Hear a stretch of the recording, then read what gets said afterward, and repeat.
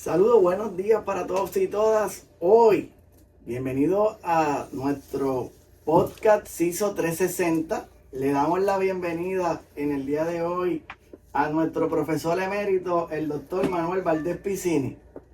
Nos enorgullece tener su presencia durante el día de hoy, ya que el doctor Manuel Valdés Piscini, todos y todas sabemos, los que pertenecemos a la comunidad académica y un gran sector del país, conoce la trayectoria de nuestro profesor emérito, que prácticamente se ha destacado por su gesta valiosa, contribuir al país en temas ambientales y en temas sociales, temas que honestamente su aporte ha trascendido a poder trabajar estrategias de mitigación de daño en el tema de los pescadores, de la pesca, realizando estudios etnográficos, pero también tiene trayectoria con los consejos vecinales en Puerto Rico, en momentos donde la incidencia criminal se empezaba a plasmar de manera trascendental en el país de forma significativa.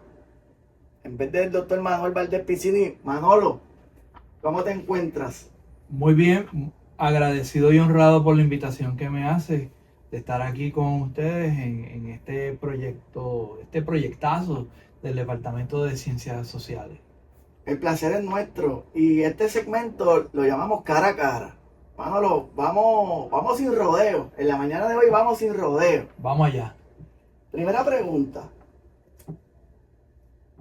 ¿Quién es el doctor Manuel Valdés Piscini al día de hoy?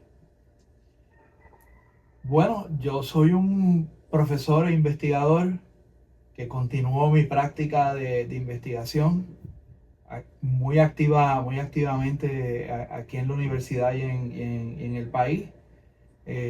Como estoy jubilado pero no retirado, pues se me ha permitido un tiempo también para poder escribir, para poder publicar, y estoy en ese proceso de escribir otros libros y de trabajar en cosas que me gustan. Así que en este momento, pues eso es lo que soy, un investigador, ¿verdad? Y trato de aportar lo más que pueda a la Universidad de Puerto Rico. Vamos a dar inicio. A mí me gustaría conocer, porque la idea principal de este podcast es que la comunidad académica que aún no te conoce, una generación nueva que ha llegado al recinto universitario de Mayagüez y a nivel institucional, que conozcan la trayectoria de nuestros docentes. Eres el primero que hemos escogido para realizar este segmento cara a cara con el director, y no es de pura casualidad. Para nosotros tienes trayectoria de recinto, eres un ícono en la investigación y tuviste una gran trayectoria que a mí me gustaría que se plasmara en la mañana de hoy o en el día de hoy. Pero antes de ir a tu trayectoria, yo quiero conocer la parte humana del doctor Manuel Valdés Piscini. Te pregunto, ¿cuál fue la figura en tu hogar o en tu núcleo familiar que te inspiró a decir, oye, yo voy a hacer una carrera universitaria? ¿Quién fue esa figura? Bueno, mis padres siempre estimularon, a pesar de que ninguno fue a la universidad, estimularon de que yo siguiera una carrera universitaria de alguna manera. En mi familia hay, ¿verdad? Tengo mis tíos por la parte materna, mi tío por la parte materna, Ramón Piscini, estudió aquí en el colegio y fue a la clase del 35 en ingeniería. Y él y su hijo y sus hijos siempre quisieron que yo viniera al colegio, fuera a una carrera universitaria. Yo no vine al colegio porque decidí quedarme en Río Piedras estudiando antropología, pero siempre hubo, ¿verdad? Ese interés. Igual mi tío por parte paterna, que era contador público autorizado, pues también tenía mucho interés en que nosotros, ¿verdad?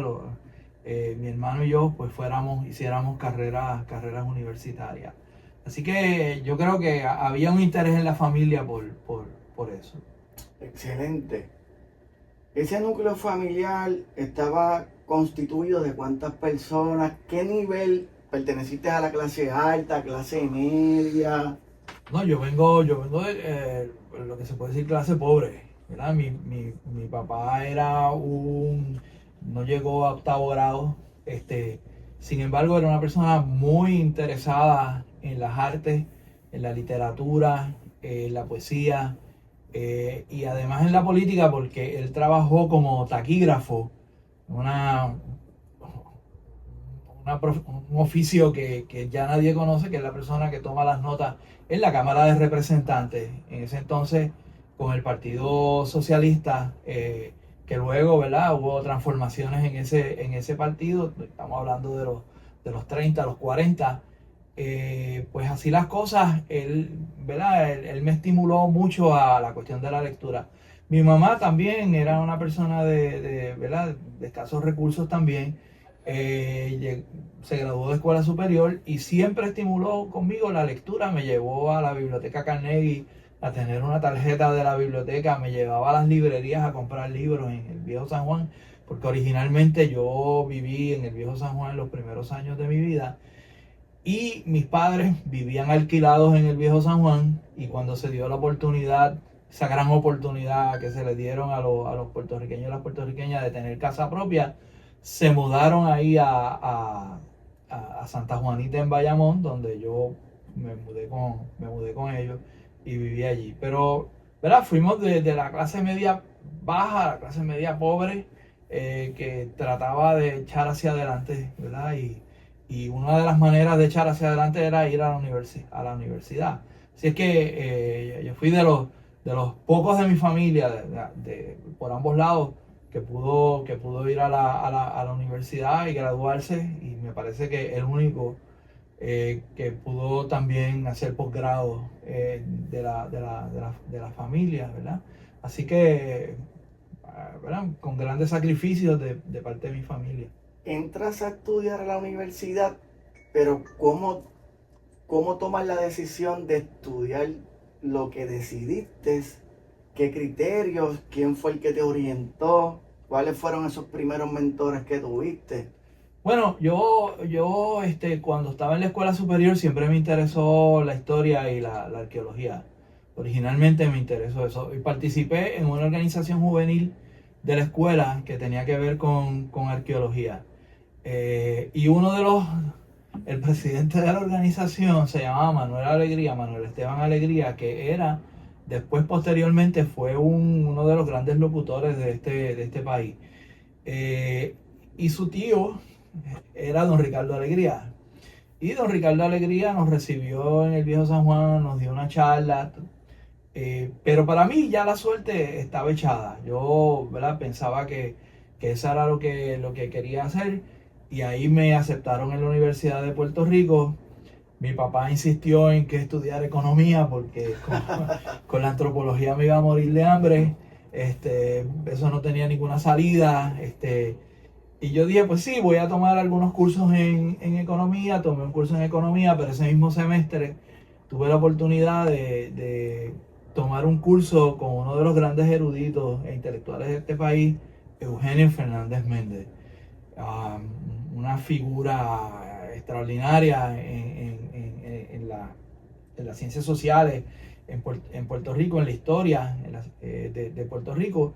Y ahí tomé los primeros cursos de antropología con él que me iluminaron, y yo dije, bueno, ya lo que yo sabía, ya ahora lo tengo claro, porque estos relatos sobre la vida de la gente, pues me interesan. Interesantemente, yo tuve en la escuela intermedia un profesor, Pedro Orlando Torres, que nos narraba de los libros de Von Hagen, la vida de la gente en el Perú, de la gente en el Valle de México. Y yo me enamoré de esos relatos. Yo dije, bueno, en algún momento yo quiero hacer relatos sobre la vida de la gente, la cultura de la gente. Yo creo que ese momento, interesantemente, yo he hecho algunas reflexiones sobre eso. Pensé que eso fue como un empujón que después en arqueología me interesé y después cuando llegué a la UPR en Río Piedra, con esos primeros cursos que tomé con Eugenio Fernández Méndez, me abrieron un mundo a la historia de los pueblos antiguos y a un análisis de la sociedad y la cultura, que yo que para mí eso fue vital, ese curso que tomé. Y ahí pues decidí cambiarme de concentración y me cambié de concentración al área de antropología. De antropología. Hiciste mención de que ese profesor te inspiró los relatos. Yo quiero alinear eso, lo quiero entrelazar, porque cuando yo llego a UPR Mayagüez, me topo con profesores que usted también inspiró. No tan solo profesores que hoy comparten nuestro departamento de ciencias sociales, también conozco egresados que sienten gran admiración por su figura y muchos de ellos le llaman maestro. Puedo mencionar muchos de esos estudiantes que yo he conocido. Yo soy bastante reciente aquí en el recinto de Mayagüez y por eso me doy la tarea, empiezo a investigar de dónde surge la inspiración para estos egresados nuestros que son de primer orden también, que sienten esa admiración tanto dentro de nuestro departamento como ya otros que están haciendo carrera en el ámbito privado, en el ámbito universitario, académico. Incluso tenemos colegas que usted los inspiró y que hoy presiden universidades, son decanos en otras instituciones fuera del país. ¿Qué se siente tener ese aprecio y esa admiración de profesionales de primer orden? Bueno, primero que nada, honrado y conmovido por eso. Yo creo que en ocasiones se exagera un poco la nota, ¿verdad? De mi parte, y yo he reflexionado un poco sobre eso y yo pienso que entre muchas cosas, yo estuve en el momento preciso diciendo las palabras precisas en un salón de clase o en la práctica de la investigación a una generación de estudiantes que eran absolutamente extraordinarios. O sea, esas personas iban a fructificar, no importa qué. Porque cuando yo veo sus carreras y veo sus trasfondos, yo digo, esta gente era maravillosa, ¿sabes? Y son gente que acá entre nosotros, yo aprendo de ellos todavía, ¿verdad? Y los leo. Y así que yo pues me siento muy honrado con ese honor que me hacen, ¿verdad? Y reconozco que son gente muy valiosa, que eran gente valiosa cuando estaban, por ejemplo, aquí en el salón de clase, que uno decía, bueno, estos estudiantes están aquí, pero esta gente va a tener unas carreras extraordinarias, como efectivamente la han tenido en su mayoría. En una cosa o la otra, ¿verdad? En sus prácticas, en sus oficios, en sus carreras, inclusive en sus vidas familiares. Así las cosas, pues yo, ¿verdad? Me quedo honrado. Cada día me sorprenden, recientemente me han sorprendido más, así que muy honrado con eso. Eso, ¿verdad? Ese elemento de uno sentir la admiración por los estudiantes trae un gran peso también de responsabilidad, ¿no? De continuar en la investigación, de continuar tal vez siendo un ejemplo en términos académicos, términos personales, profesionales, para esa gente de admiración, que sienta admiración. Yo quiero entrelazar este tema con el más reciente reconocimiento que usted tuvo de ser nominado, confirmado por el cuerpo académico de esta institución como profesor emérito. Eso es una gran responsabilidad. Aquí no a cualquiera le da un profesor emérito en nuestro sistema universitario. Y antes de que me responda que cómo fueron sus emociones en ese momento por la distinción, yo quiero que conozca varios elementos que hubo allí presentes. El primero, nosotros ya habíamos comenzado la iniciativa, y digo nosotros porque no solo yo como director, se me habían hecho unos acercamientos de parte de docentes, de parte de egresados. Fíjese que la pregunta anterior, egresados que sienten admiración por usted, tocaron la puerta. Mira, Asensio, ¿qué hay? En algún momento habrá la posibilidad que ustedes consideren hacer un reclamo a la institución, a los cuerpos concernientes para esta distinción. Y yo dije, pues precisamente sí, estamos trabajando en lo de profesor emérito.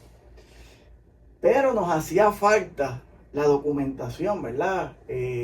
Necesitábamos los contactos de cómo podíamos llegar a figuras importantes, a Vidán, a Vélez Jarocho, expresidente de la Pontificia Universidad Católica, y otras figuras que fueron muy importantes.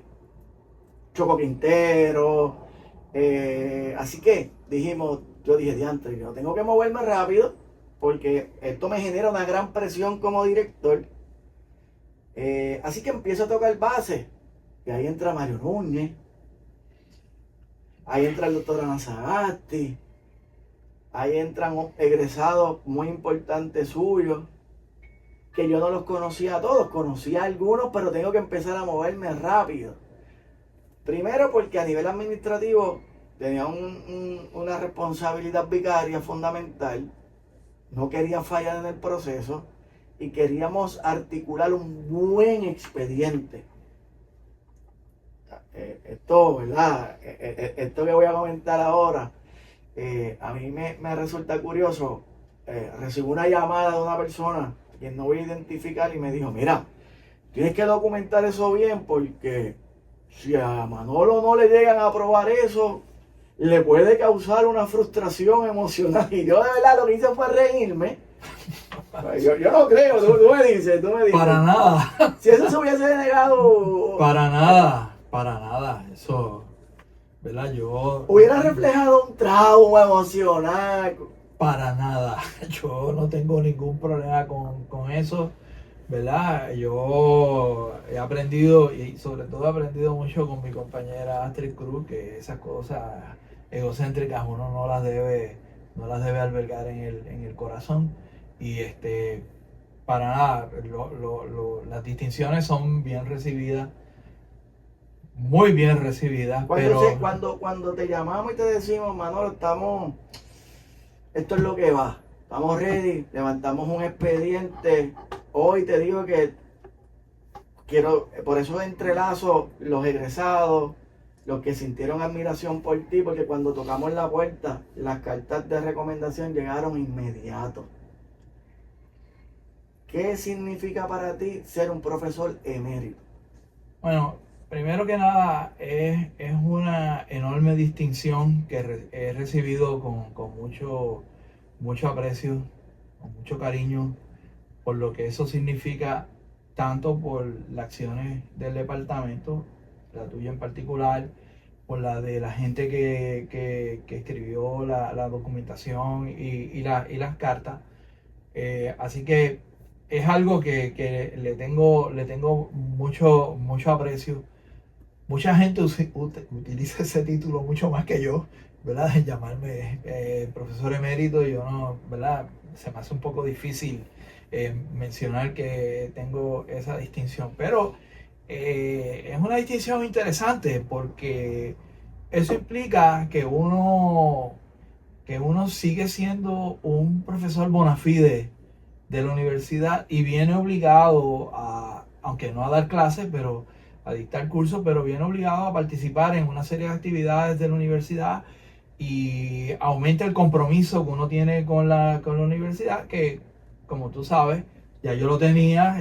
Venía trabajando en proyectos de investigación con estudiantes, ahora hasta con personas en postdoctorado. Así que, pero eso me da la capacidad de seguir produciendo para la universidad, de seguir estimulando estudiantes en la medida de lo posible. me permite seguir escribiendo, me permite seguir utilizando la infraestructura de la universidad, las instalaciones de la universidad, las capacidades que tiene la universidad, la biblioteca, todo para seguir trabajando en pro de la investigación social y en pro del país, ¿verdad? En la medida de lo posible. ¿Qué puedo hacer por beneficiar al país si puedo hacerlo? Así que eso es lo que para mí significa la distinción de mérito, que no es que me dieron ese pergamino, que me dieron esa medalla, que me hicieron, ¿verdad?, los honores junto a otros colegas extraordinarios y extraordinarias. Significa que yo debo aumentar mi compromiso con la universidad, como si hubiese sido poco antes, ¿verdad? Creo que siempre he tenido un gran compromiso con la universidad y con mi departamento, sobre todas las cosas. Y sigo porque he venido en la medida de lo posible, he venido a las reuniones del departamento, he ido a algunas de la facultad, estoy activo en la comunidad universitaria. Y eso es lo que significa para mí. Y interesantemente, pues la gente reconoce que en este departamento se están haciendo unas cosas importantes. Y para mí, ¿verdad? Con esto que hemos conversado, pues significa ¿verdad?, tener el respaldo de toda esa gente que se ha cruzado con uno en el camino, ¿verdad? Entre las personas que mencionaste, no las voy a mencionar, pero gente como Ángel Chuco Quintero, sabe que es una figura central en las ciencias sociales de este país. Los otros días estaba leyendo algunas cosas de él y decía, caramba, pero esto es otra cosa, ¿sabes? Así que eso es lo que significa el grado de mérito para mí.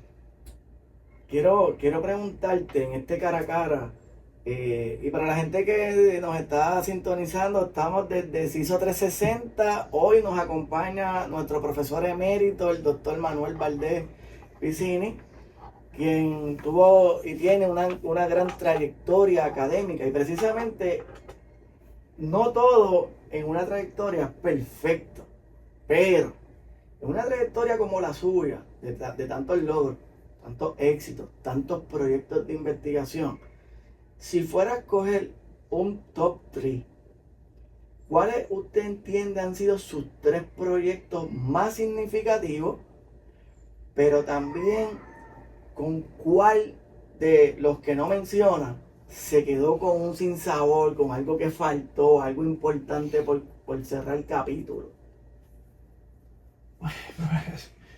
Esa es la pregunta más difícil.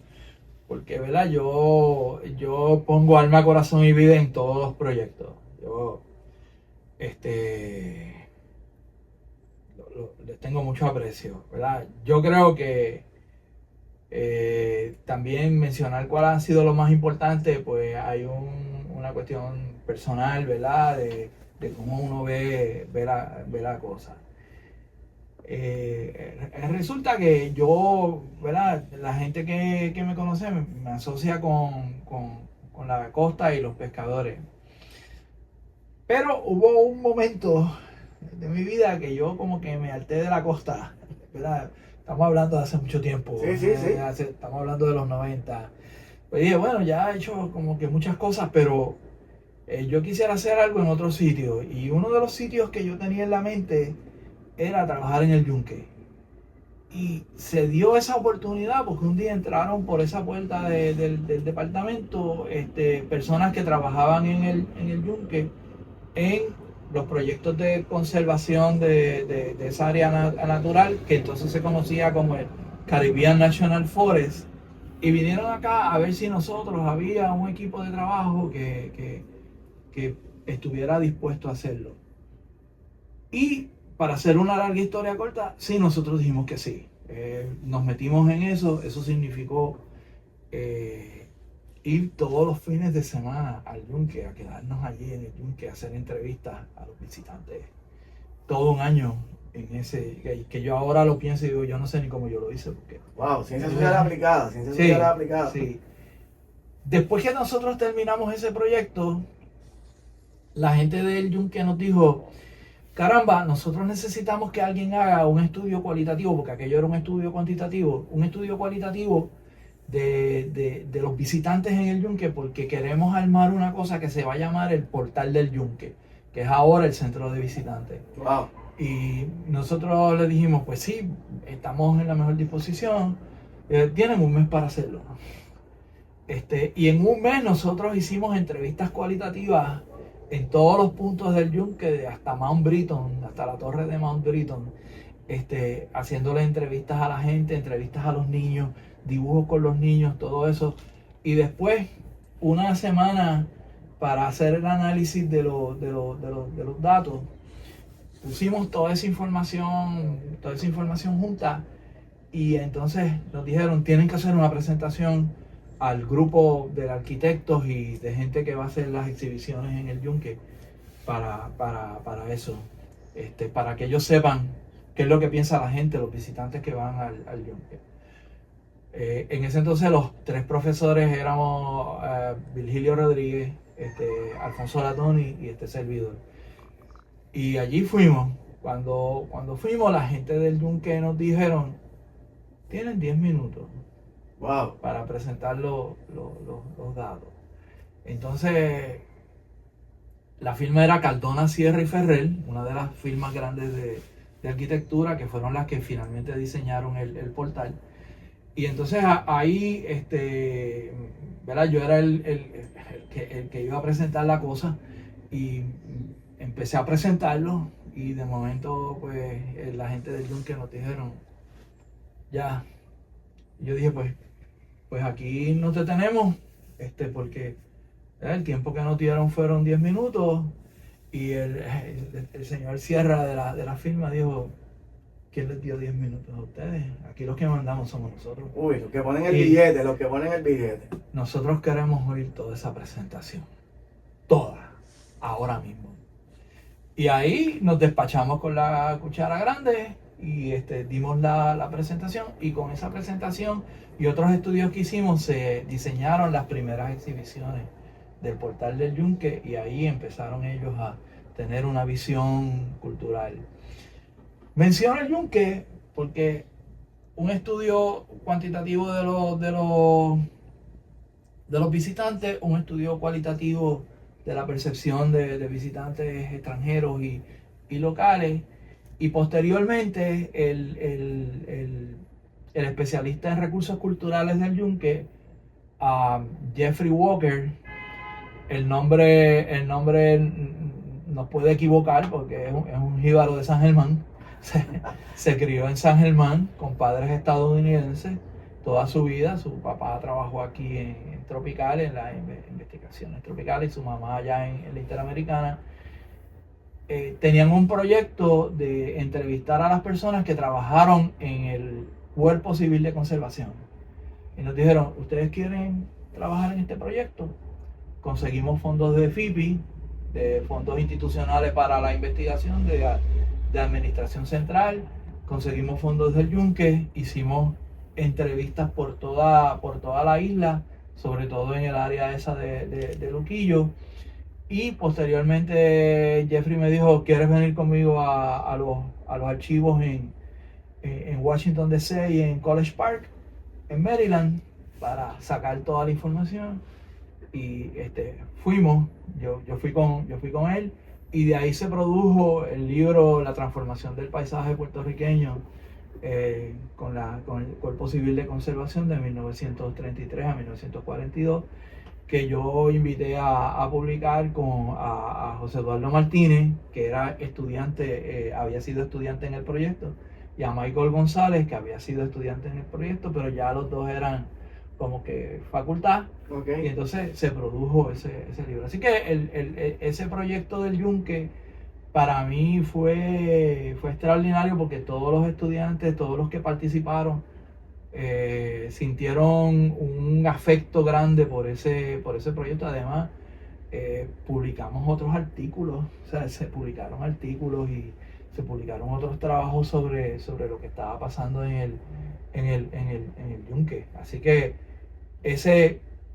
proyecto Ha habido otros proyectos, ¿verdad? Todo lo que yo he hecho con la pesca, posteriormente a eso, han contribuido a muchas de las cosas que hice. El proyecto que trabajamos juntos, ¿verdad? Sobre la cuestión de cara al mar, ¿verdad? Que tú le diste la vista a esta de las comunidades, que yo aprendí muchísimo sobre cómo las comunidades enfrentaban la cuestión de la vulnerabilidad y el impacto de los eventos naturales.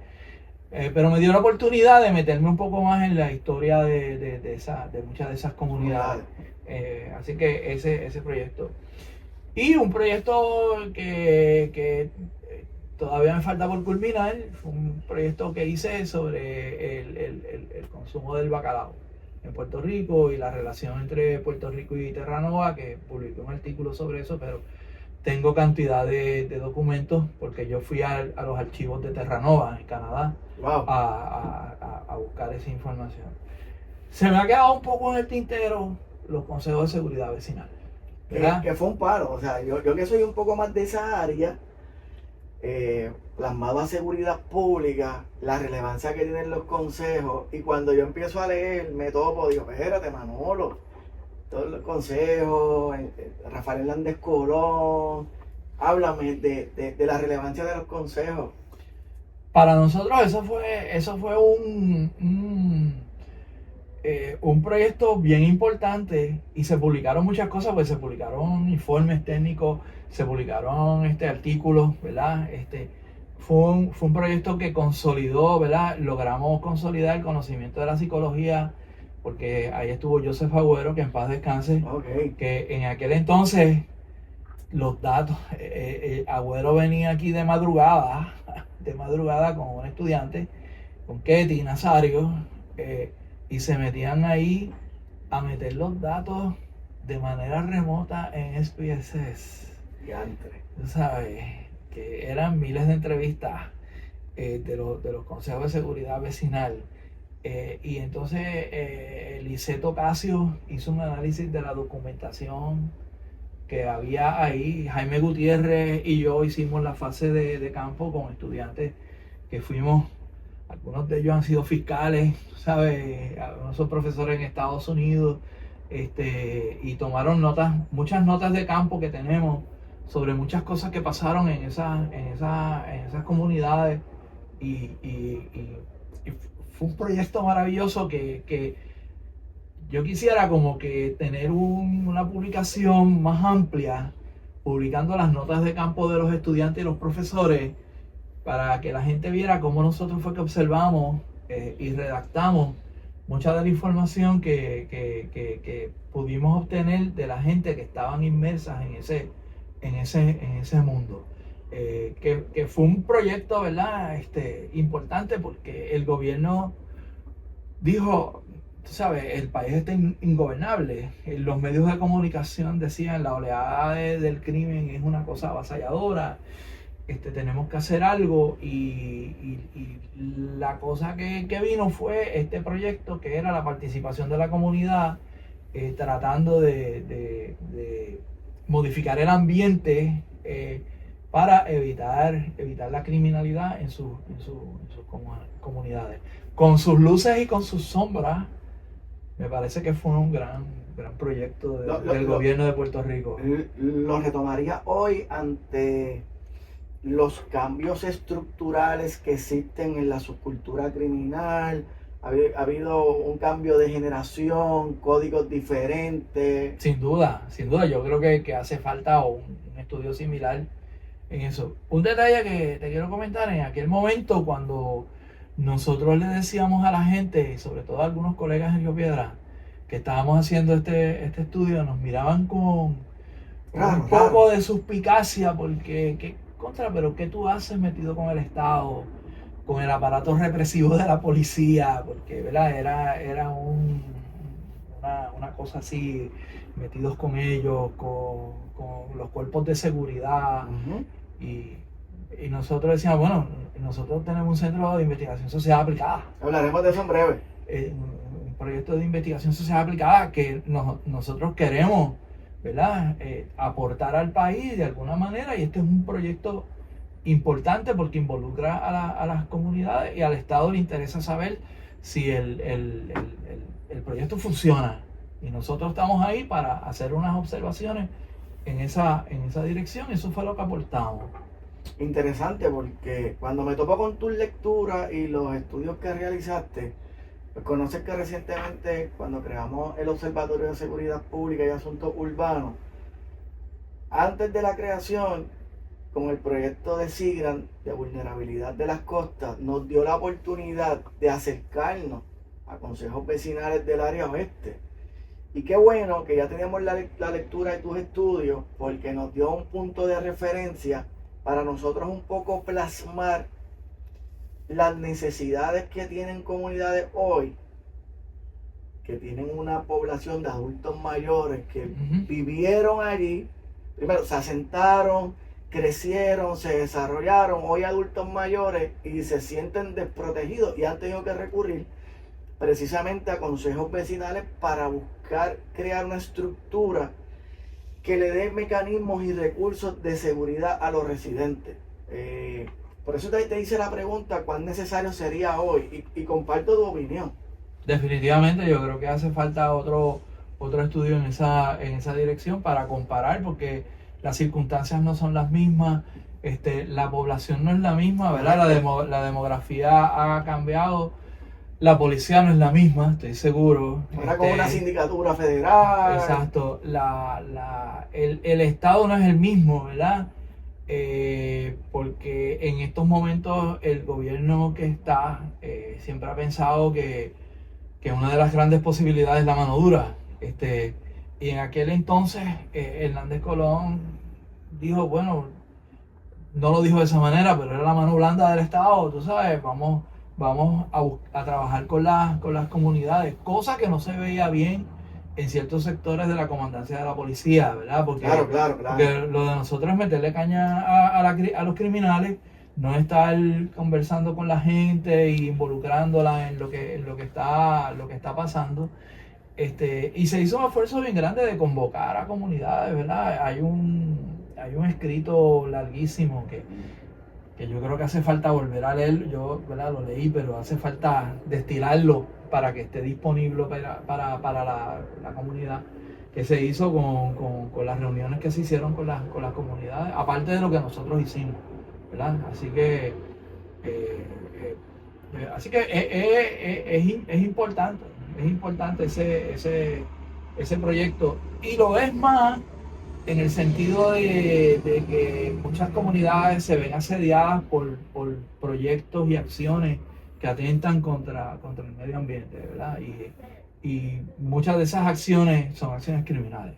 Lo vimos con María. Por María, exacto. Vimos lo que tú estás narrando, definitivamente. Y entonces yo creo que las comunidades van organizándose ahí en esa dirección. Y ahora que estamos, ya hiciste mención de la relevancia de algunos de tus estudios, que podemos plasmar lo que es ciencias sociales aplicadas. Hay un detalle que siempre me ha llamado la atención. Te asocian siempre con etnografía. Manolo, estrictamente es etnográfico. ¿Cuánto tú has proliferado en la investigación social aplicada, más allá de la etnografía? Bueno, la etnografía es una herramienta para levantar datos cualitativos que sirven a la política pública y que sirven para aportar a ese debate, ¿verdad? Y entonces yo quisiera aquí insertar algo, ¿verdad? Porque yo tomé un curso en Río Piedra de métodos y prácticas etnográficas con Carlos Buitrago, ¿verdad? Del cual aprendí que a la universidad hay que ocuparla todos los días, porque él iba a la universidad todos los días a trabajar, sábado, domingo, como aquí hacía Aurelio Mercado, que venía a la oficina a trabajar con modelos de computación de olas y todo ese tipo de cosas. Y ahí fue que yo plasmé la cosa etnográfica, ahí fue que yo dije, bueno, porque hicimos un proyecto de la Bahía de San Juan, por toda la Bahía de San Juan levantando datos. ¿Qué pasa? Que Buitrago se estaba moviendo entonces en esos momentos él había rescatado los documentos de la hacienda Pietri Mariani en adjunta y se los dio al archivo de Puerto Rico, y esos documentos estaban disponibles para examen y consulta. Entonces yo tomé un curso con él en el cual me metió en el archivo de cabeza a ver documentos de estas familias corsas ubicadas en el centro de la isla, produciendo café, apropiándose de tierra, viajando a Córcega en los veranos, todo ese tipo de cosas. Y ahí yo me metí un poco en la cuestión historiográfica. Entonces, una cosa que yo aprendí con Buitrago era que la etnografía podía ser histórica también. Que tú te podías meter en los documentos y pasear por los documentos como si fueras un etnógrafo, levantando datos y observando a la gente, y entonces teniendo otras visiones de la gente. Entonces, yo a partir de ese momento empecé a combinar la antropología con la historia, en lo que yo llamo la antropología histórica, la etnografía histórica, todo ese tipo de cosas, que es un tema que he venido trabajando con mayor intensidad en los últimos 20 años. Entonces, ¿verdad? Porque yo siempre he pensado que la historia es esencial para entender todos los procesos humanos. Y ya en el Yunque, ¿verdad? Me di la oportunidad de estudiar la cuestión del Cuerpo Civil de Conservación, posteriormente hacer estudios en los archivos en Terranova y en Estados Unidos sobre la cuestión de la pesca y el bacalao, todo ese tipo de cosas. Así que yo ahí pude hacer mucho de ese trabajo. ¿Cómo ha cambiado la etnografía hoy en Puerto Rico? Hay cantidad de trabajos etnográficos que se están haciendo, muchos de ellos de carácter aplicado, gente que está trabajando, por ejemplo, en Espinar, en Aguada, gente que está trabajando en las comunidades en Río Piedra, que combinan eso, gente que está haciendo estudios sobre la afrodescendencia en Puerto Rico. Hay cantidad de gente que está haciendo trabajos sobre la cuestión racial, la negritud, la afrodescendencia, gente que está en comunidades rurales trabajando. O sea que hay muchos colegas y gente que están trabajando en Puerto Rico y que están regresando a Puerto Rico, y otros que se han quedado, están haciendo trabajos en otras partes del mundo, ¿verdad? Que yo creo que eso es importante. Tengo que hacerte esta pregunta, pero por obligación. Zúmbala. Y es dura, esta es dura. Dale. Reciente no estar en el salón de clase, hubo medidas cautelares, nos coge la Junta, nos parte por el medio económicamente, surge que tenemos que, todos los que se han retirado, que tengo que hacerte una pregunta sobre eso también, tienen una medida cautelar que los jubilados pues ya no van a poder estar impartiendo clases por el asunto económico, el gasto operacional. Y recuerdo que te teníamos considerado para dar un curso cualitativo. Y tengo que llamarte y decirte, diantre, Manolo, mira, política abierta, transparencia en todo momento. Y te digo, oye, me acaban de dar por la cabeza, esta certificación acaba de bajar, no te puedo contratar como quisiera, y ahí que tenemos que recurrir a un contrato ad honorem, que aprecio tu buena fe, porque de cierta manera no lo veo como una devaluación, pero vamos, yo soy de los que entiendo que figuras de trayectoria, de un aporte como el tuyo, deberían estar en la docencia hoy día. ¿Extrañas el salón de clase? Yo lo extraño porque ¿qué pasa? Que en el salón de clases que uno identifica a estudiantes que pueden seguir la carrera y pueden aportar y pueden meterse en la cuestión de la investigación. Te voy a decir algo que lo va a encontrar chocante a mucha gente y tal vez a algunos colegas. ¿Tú sabes cuáles son los cursos que yo más extraño? Los cursos de introducción a las ciencias sociales. Los cursos de introducción.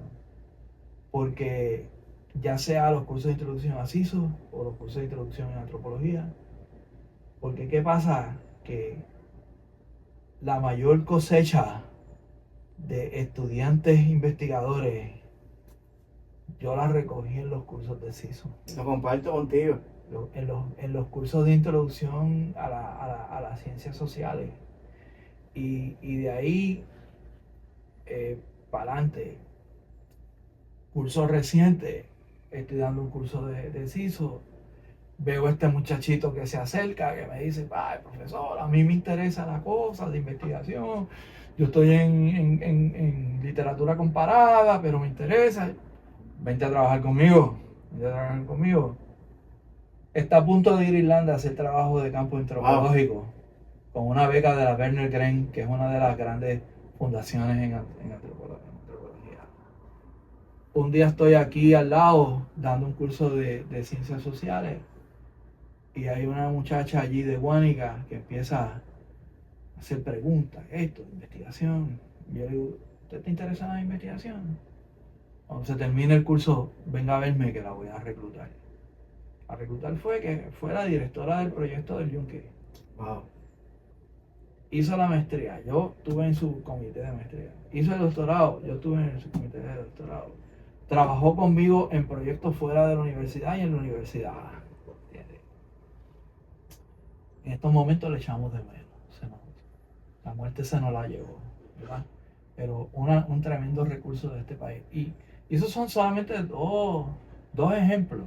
Tengo muchos más de cursos introductorios donde uno dice, aquí hay estudiantes que tienen una gran capacidad para investigar, que tienen el interés y además los coges ahí en primero o segundo año. Correcto. Que pueden aportar, pues tienen 2 años de aprendizaje, de participación. Porque ¿qué pasa? Quiero insertar esto en esta conversación cara a cara. Los proyectos de CISA y los proyectos del CIEL estaban basados en la mentoría de estudiantes y basados en que la investigación es un proceso pedagógico importante y además que los estudiantes iban a publicar con nosotros, iban a hacer trabajo con nosotros, íbamos a hacer lo posible porque siguieran sus carreras y pudieran fructificar. Entonces en ese sentido, pues, ¿verdad? Sí, extraño un poco el salón de clase, pero también la investigación es una práctica pedagógica, ¿verdad? Porque lo llevamos al fin, tratamos de hacer lo mejor que podamos con ellos. Pero concurro contigo, o sea, lo que hemos estado inmersos en mentoría, esos primeros 2 años son fundamentales en la institución para nosotros poder identificar estudiantes que sí tienen el interés de formar parte de proyectos de investigación porque ya vienen con ideas de ir a escuela graduada, tienen una estructura y qué mejor que toparse con un mentor que pueda de la mano, irlo guiando, darle la experiencia aplicada. Los cursos de método también son importantes, ¿sabes? Este muchacho que estoy hablando, ¿verdad? Que está ahora va para Irlanda, un día trajo un compañero de clase, bueno, este muchacho se llama Eddie Pesante, vamos a darle crédito a Eddie. Eddie Pesante me trae a su amigo Emanuel Maldonado y me dice, mire, Emanuel, ¿está interesado? ¿Quiere coger el curso de método? Se metió en el curso de método, yo me lo llevo un día para el campo, tuvimos... Y Emanuel está haciendo el doctorado ahora en un programa de sociología rural basado en cuestiones de ambiente y está trabajando en 20.000 proyectos relacionados con la costa. Miedo le tengo yo porque ya él está, tú sabes, conocido como un sociólogo ambiental que está trabajando con pesca y todo ese tipo de cosas y le va muy bien. Así que los cursos de método también son cursos esenciales para uno poder, como digo yo, rescatar almas para las ciencias sociales. Así que yo tengo una pregunta antes de culminar este segmento o esta parte del segmento. Porque ya en breve vamos a empezar con tu gestión administrativa, que ahí tuviste grandes retos. Mano, ¿cómo tú asimilaste la decisión del retiro? Tipo que no se puede estar quieto, tipo que está produciendo. Recientemente te mencionaba, para estar en el orden lógico, pues no te puedo tener en el salón de clase, hay medidas cautelares, vamos a ponernos creativos, vas a estar dirigiendo el CIEL, quiero que te mantengas cerca del departamento. Esas conversaciones las tuvimos con mucha franqueza y siempre te dije, tú no sumas, no nos restas, hay que buscar la manera que te quedes con nosotros. Estás dirigiendo el CIEL y yo siempre me he preguntado, wow, esto es como un deportista que no encuentra cómo decir, bueno, ya me toca retirarme, o sea, me toca retirarme, pero quedarme. ¿Qué sentimientos te generó? ¿Cómo fue esa toma de decisión? Un tipo que viene con brío. Ay, bueno, esa es una pregunta muy difícil para mí contestarla, ¿verdad? Es que hubo un momento que yo me sentí que, que pues ya no era fácil trabajar en este departamento.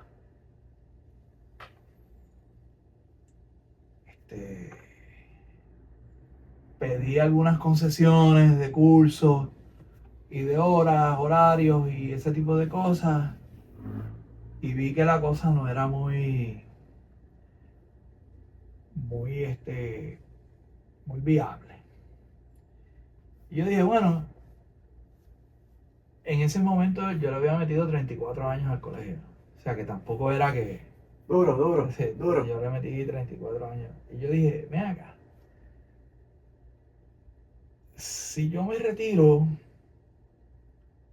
puedo hacer lo que me da la gana. Y lo que me da la gana es seguir investigando y dedicarme a escribir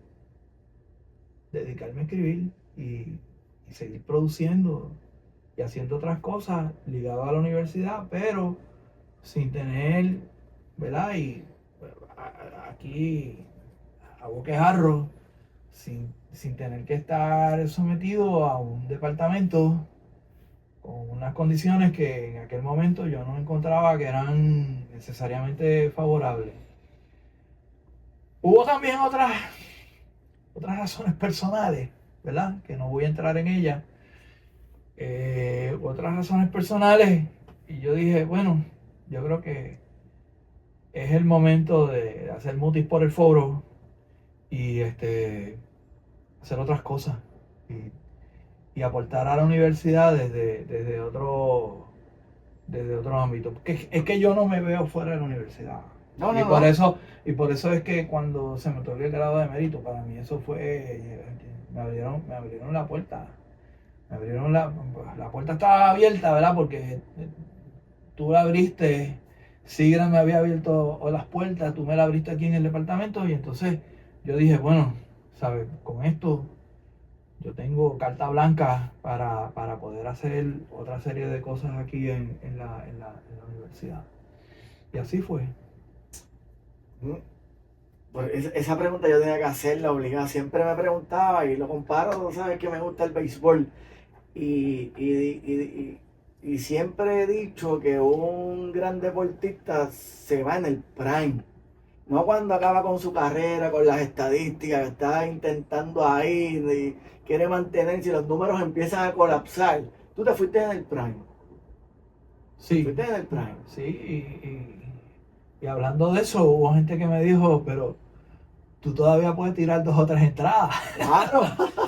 Y yo dije, bueno, pues eso es lo que estoy haciendo, estoy como relevista, estoy como Chubaldía, ¿sabes? Todavía tengo...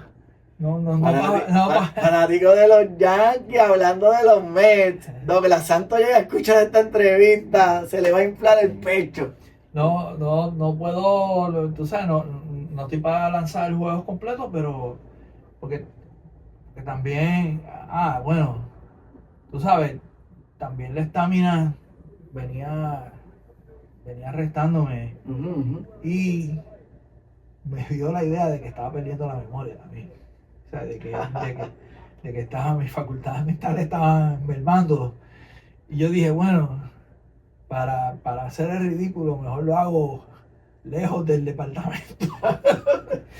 Pero bueno, nada, era cuestión de que yo estaba también, de momento como que estaba quemado Un burnout fuerte. Un burnout fuerte y yo dije, pues lo mejor es que me retiro, respiro un poco, hago otras cosas y entonces, pero sigo, cada vez que me llaman para relevar, sigo viniendo y, tú sabes, y salvando juegos. La primera orden.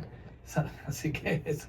Yo, antes de pasar a la fase, claro, tú tienes múltiples fases así, y la la administrativa la vamos a tocar en breve, pero voy a hacer un paréntesis. Háblame de tu más reciente publicación. ¿Cómo nacen Memorias de la Costa?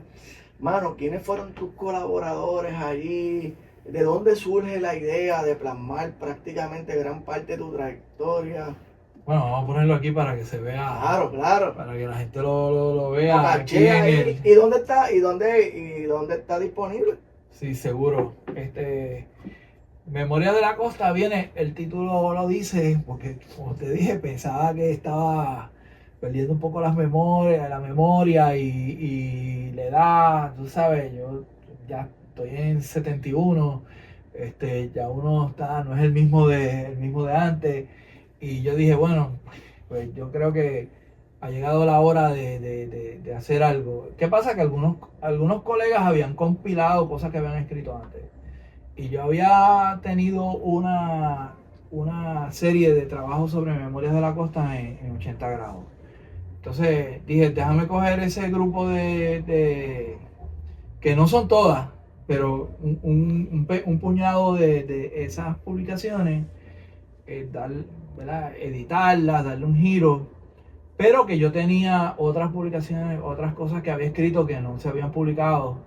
Y después déjame hacer una compilación de cosas publicadas y cosas no publicadas. Y dije, bueno, tal vez es el momento de ponerlas todas juntas. Y como algunas de estas cosas yo las produje, y pude hacer mucha investigación cuando estuve en el decanato, en el decanato de la Facultad de Ciencias, pues entonces dije, déjame poner esto para darle paso a otros trabajos que estoy haciendo y entonces seguir mi trayectoria con otras cosas. Así que el libro es una extensa nota de agradecimiento a mis estudiantes y a mis colegas. Ahí estás tú, están mis estudiantes que han trabajado conmigo. Le dedico cada uno de los capítulos a gente que me colaboró en el pasado, pero la nota de agradecimiento es extensa porque he querido que sea un homenaje a toda esa gente que pasó por mi camino y con la que publicamos juntos, hicimos investigación juntos, pensamos juntos sobre la cuestión de los arrecifes de coral, de las pesquerías, de la historia del país, todo ese tipo de cosas. Así que a diferencia de otros libros, tiene unos agradecimientos bastante extensos. Para cerrar esta parte de tu aportación académica, algo que se nos quede que tú quieras resaltar de tu aportación académica. Yo creo que hemos cubierto todo, ¿verdad? Yo creo que la mentoría estudiante ha sido esencial. Clave. La investigación. Yo nunca he pensado que la finalidad es traer dinero a la universidad. Importante. Es traer unos proyectos que con ellos podamos hacer muchas cosas, porque ¿qué pasa? Que a nosotros en ciencias sociales no nos daban nada. Y nosotros con estos proyectos pues tuvimos la oportunidad de comprar computadoras, comprar equipo, hacer investigación. Yo creo que eso es importante. Eso es algo que estaba en la visión de Jaime Gutiérrez, ¿verdad? Cuando quería formar a CISA y todo este tipo de cosas. Así que yo creo que eso es importante. Así que yo creo que esas cosas y la colaboración con colegas, ¿verdad? He tenido colaboración con colegas aquí, colaboración con colegas fuera de la universidad, en el sistema universitario, y en otras universidades también, ¿verdad? Yo creo que esos lazos pues son lazos importantes. Yo quiero cerrar la parte académica con 2 centros de investigación que se crean, que estuviste involucrado donde se gestan grandes proyectos para el departamento y para la institución. Y que ahí fue un centro de formación vital. Centro de Investigación Social Aplicada CISA, el CIEL. Sí. CISA, pues fue la idea de Jaime Gutiérrez y Olga Hernández. Y me reclutaron a mí, yo venía de Sigrant, me reclutaron en el 89-90 para formar el centro. Se hicieron todos los trabajos, se consiguieron los dineros, se consiguieron las oportunidades y ahí se forjó un centro que sirviera a la comunidad, a la política pública, en distintos ámbitos. Y Gutiérrez empezó como director de departamento a reclutar investigadores de alto calibre que vinieron aquí y formaron proyectos y muchos de ellos pues eventualmente estuvieron bajo la dirección de CISA, que fue un centro, ha sido un centro de gran importancia en esta universidad, albergando gente muy valiosa durante los años. Posteriormente, ya como que en el 2005, pues yo hice una transición, no fue una ruptura, digamos que fue como una aparición de CISA, formando el Centro Interdisciplinario de Estudios del Litoral con fondos de NOAA, que en aquel entonces eran abundantes para abordar qué era lo que estaba pasando con los arrecifes de coral. Y entonces ahí hicimos cantidad de proyectos, ¿verdad? Y de ahí surgieron otros proyectos que en los últimos 20 años, 25 años, ¿verdad? Porque empezamos un poco antes, los últimos 25 años pues hemos ido fructificando y ha sido de beneficio para estudiantes, no solamente de ciencias sociales, sino de economía, de planificación, de ciencias marinas, de biología, que han pasado por el cielo, ¿verdad? Nuevamente, la misión de investigar, de hacer mentoría con estudiantes, de capacitarnos, de que haya una relación enseñanza-aprendizaje importante, ¿verdad? Porque nosotros aprendemos de los estudiantes, tenemos, ¿sabes? Yo he aprendido una inmensidad con Michelle Chatter, hemos publicado juntos, ella en el ámbito de las ciencias naturales, yo en el ámbito de las ciencias sociales. He aprendido mucho de otros estudiantes que pasaron por ahí, que ahora seguimos publicando y haciendo cosas. Así que yo creo que eso ya no son estudiantes, ya yo soy el estudiante de ellos en estos momentos, ¿verdad? Pero Manolo, fuiste decano. ¿Por cuántos años fuiste decano? para mí que fueron como 20 años, pero realmente fueron como 4 o 5 años. Reto, ¿cómo comparas tu tiempo, bueno, para llevarlo paso a paso, ¿verdad? ¿Qué entiendes tú que lograste como decano de aporte para los académicos y los estudiantes? Bueno, sabes, esa es mi perspectiva, es lo que yo pienso. Tal vez hay gente en la facultad que no piense lo mismo, ¿verdad? Y tienen todo el derecho a pensar eso. Eran otros tiempos, ¿sabes? Eran tiempos donde económicamente, a pesar de que la cosa era difícil, teníamos mucho más fondos para poder trabajar, ¿verdad? Yo haciendo una pequeña reflexión aquí, ¿verdad? De cosas que aprendí de antiguos decanos y que pude plasmar en mi gestión. Una de ellas me costó un poco, fue darle libertad financiera a los departamentos. O sea, antes había libertad financiera. Sí, bueno, antes el decanato decía en qué podía gastar los chavos y te daban los chavitos y yo decidí, vamos a darle los chavos a los departamentos y que lo gasten en lo que necesiten, que para qué tengo yo que estar tomando decisiones por lo que va a ser kinesiología o lo que va a ser enfermería con sus fondos. Y le aumenté la partida de fondos a departamentos que los tenían aplastados financieramente. Ahora mismo no me acuerdo de cuáles fueron. Este fue uno, pero había otros también que estaban peor y se les dio esos fondos. Segundo, yo creo que asumí una posición un poco democrática, ¿verdad? Porque yo me reuní con los consejos, con las organizaciones estudiantiles para que me dijeran qué era lo que querían, cuáles eran sus aspiraciones, cuáles eran sus metas, qué estaban esperando del decanato. Y me reunía con ellos y tuve una política de puertas abiertas. O sea, tú te llegabas a reunir con los presidentes de los consejos, Sí, mantenías sí. ese diálogo, esa apertura. Y la puerta abierta para todo el mundo, pero sobre todo para los estudiantes del consejo. O sea, por esa puerta entraba, está Manolo, sí, mira, tenemos este problema, ¿qué tú crees? Y yo trataba de solucionarlo. Y con los senadores, igual. Senadores de la facultad. Pues lo primero que yo hice fue reunirme con los senadores. Que por cierto, Nancy Damiani me dijo, usted no puede reunirse con ellos.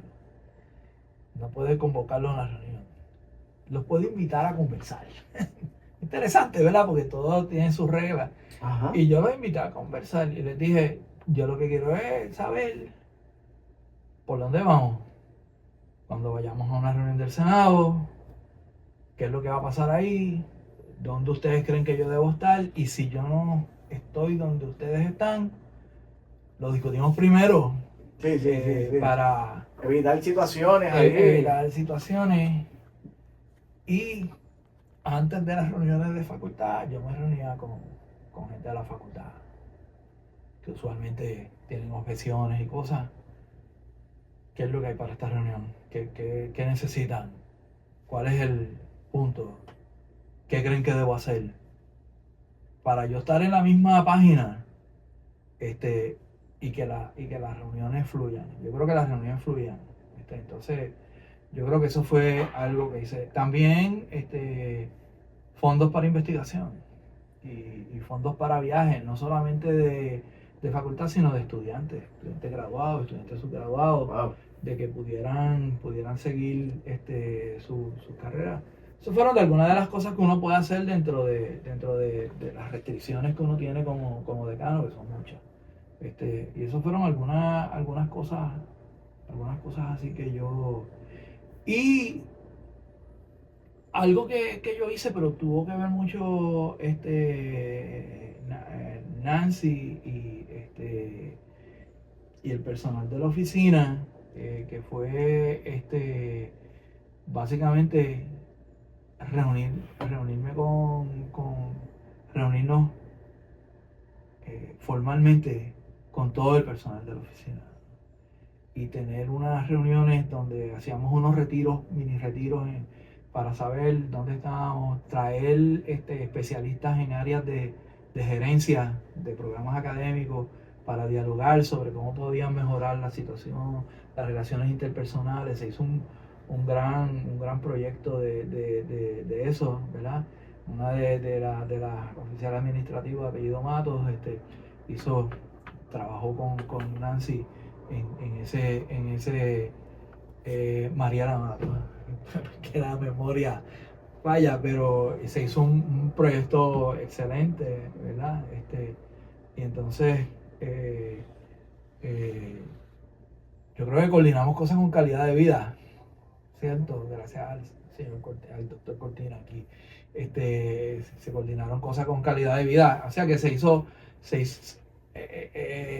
enfatizó mucho en eso, y la práctica de hacer actividades celebratorias con el personal de la oficina. ¿Tu mayor reto cuál fue?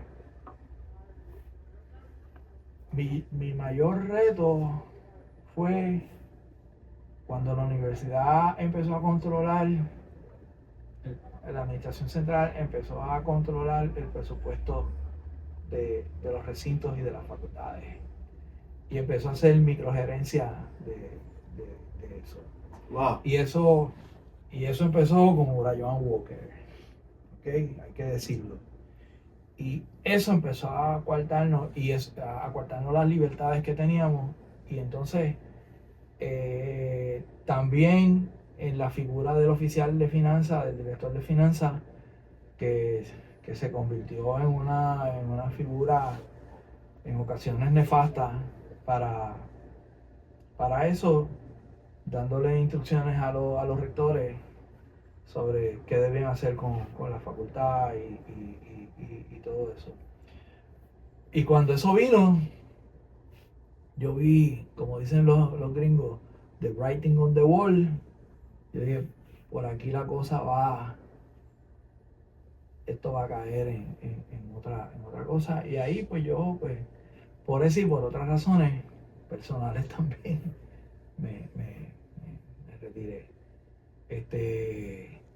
También yo me enfermé malamente eh, mientras estuve en el decanato. En el decanato. No como me enfermé posteriormente, pero tuve una dolencia desquiciante en el decanato.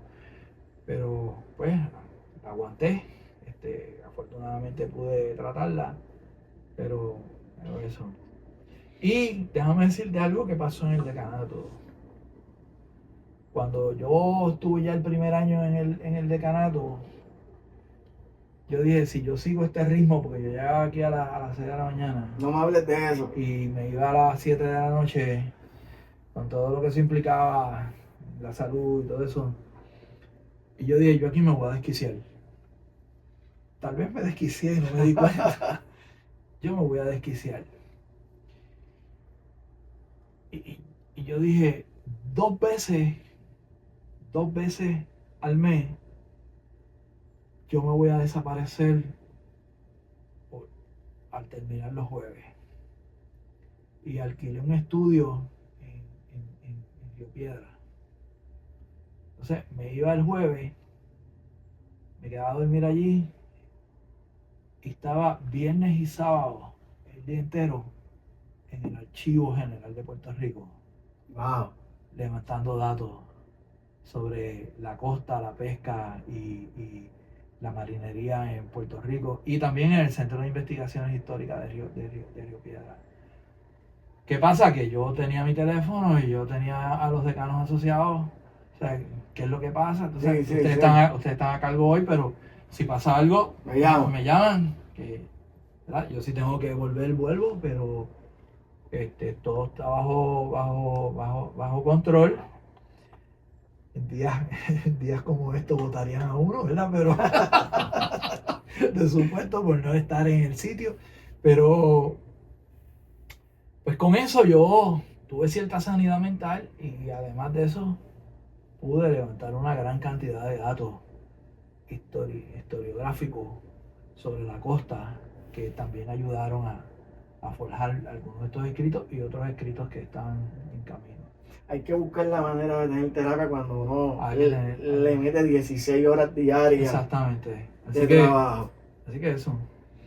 Interesante, Manolo. Oye, ¿cómo lograste balancear función administrativa? Me mencionaste parte, tuviste que irte allá, refugiarte y gestión académica. Porque ahí cuando yo llego, una de las cosas que escucho de ti fue escucharte decir, extraño el salón de clases, una clasecita, nada más. No resentías esa parte de mucho trabajo administrativo y poca docencia. Bueno, yo te voy a decir algo.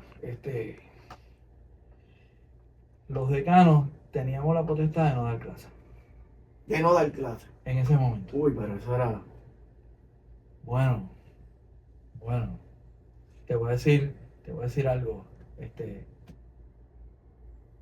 Solo una gente muy capaz podía hacer las dos cosas. Podía hacer las dos cosas a la vez. Yo creo que don Pablo era uno de ellos. Don Pablo Rodríguez era uno de ellos y también otros decanos, ¿verdad? Yo estoy seguro que René Vieta hacía esas cosas. Estoy pensando en ellos dos, ¿verdad? Pero en mi opinión no se podía. Estaba difícil. Estaba difícil porque o sea, la gente quería hablar con uno, la gente quería reunirse con uno, siempre había un problema que había que atender y entonces, pero ¿qué pasa? Que el consejo de estudiantes le dio con someter de que teníamos por obligación que dar clase, una clase. Yo dije, yo no tengo ningún problema con eso, yo doy la clase. Y ahí hizo y rescaté 2 o 3 almas para la investigación. Di seminarios de país, que fueron, sí, claro. que fueron maravillosos porque con eso se hicieron muchas cosas, ¿verdad? Así que también lo disfruté porque pues pude balancear también. Y bueno, pues hay unas cosas que no se pueden hacer como decano, pero entonces si doy la clase, no puedo estar en la hora de oficina, no puedo hacer esto. Así que de esa manera lo balanceé. Para ir cerrando este podcast CISO 360, doctor Manuel Valdés Piscine, tremenda la entrevista de hoy. Definitiva, yo no esperaba menos. Gracias. Digo, pero salieron cosas interesantes. Después hablaré contigo off the record. Salieron cosas muy, muy valiosas. Manolo, ¿qué legado tú le dejas a la institución? Esta pregunta la quiero, y quiero una respuesta sin humildad. Es algo que le digo al doctor Gustavo Cortina. A veces la humildad pues está chévere, pero cuando uno la tiene, punto. Como dice esta nueva generación, y hay que dársela. Sin humildad. ¿Cuál es el legado que tú le dejas a la Universidad de Puerto Rico y al Departamento de Ciencias Sociales? En mi oficina, yo tengo una foto hacia allá arriba. Esa foto es de Carlos Buitrago. Carlos Buitrago aparece así como mirándome mientras yo estoy trabajando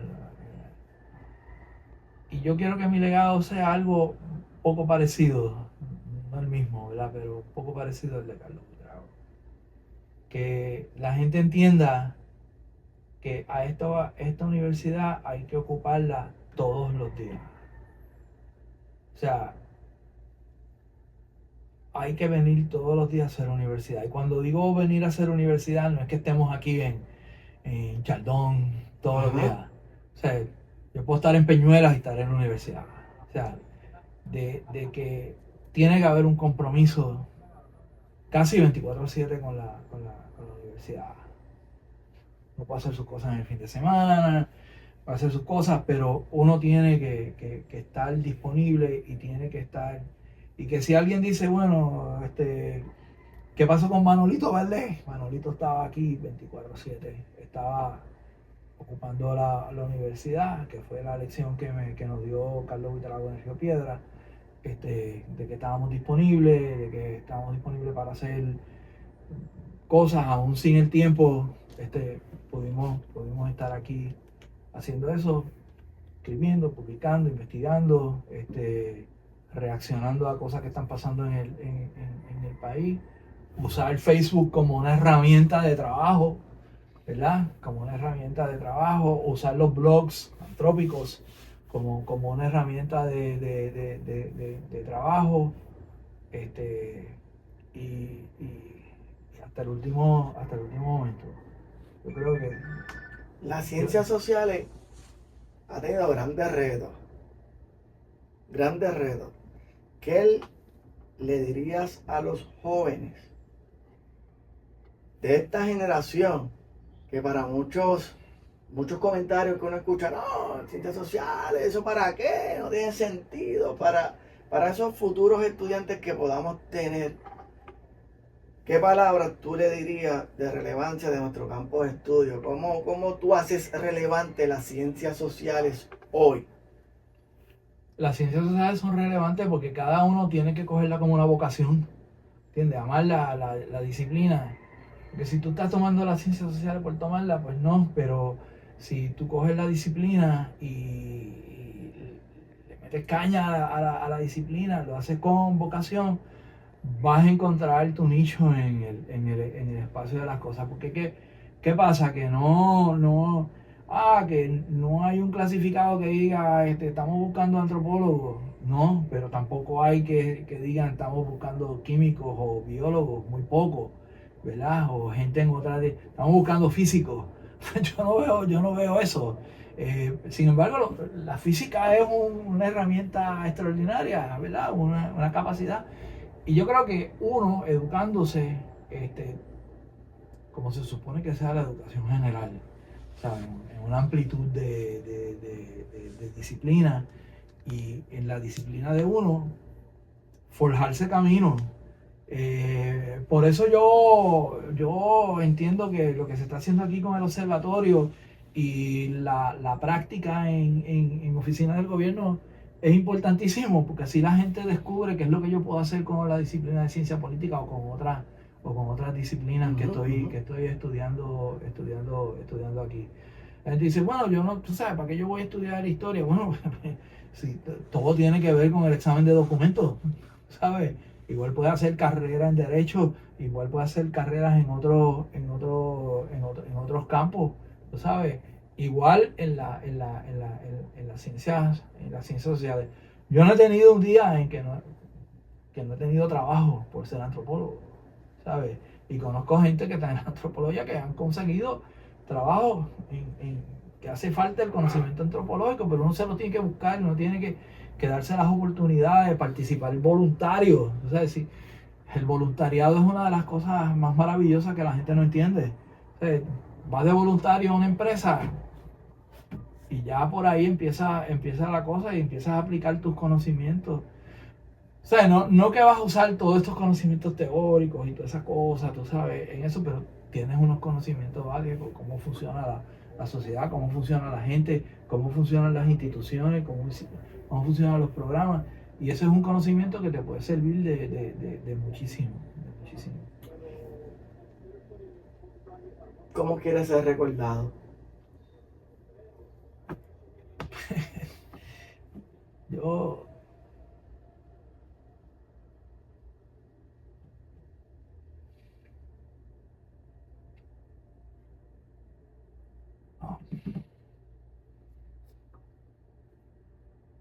Yo quiero ser recordado como el hijo de Buchi Manolín, que echó para adelante. Que los padres le dieron las oportunidades que debían de darle, que agarré las oportunidades que me dieron, que hubo gente que me dio la mano y yo la aproveché al máximo y hice carrera, eché para adelante y pude darle algo a estudiantes y colegas. Pues di lo que pude. Y que todavía me quedan como 4 o 5 entradas más para tirar.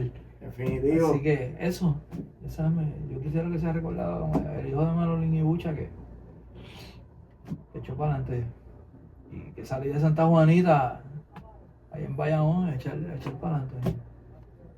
Manolo. Muchísimas gracias, honrado. Excelente, no, el placer es mío. CISO 360, hoy nuestra entrevista con el doctor Manuel Valdés Piscini. Excelente entrevista, ¿verdad? No tengo palabras, Manolo. Y te vamos a seguir viendo en el cielo. Ahí ese es tu nicho. Gracias. Centro de trabajo, nuestro voto de confianza. Fenómeno. Agradecido por el apoyo. Siempre.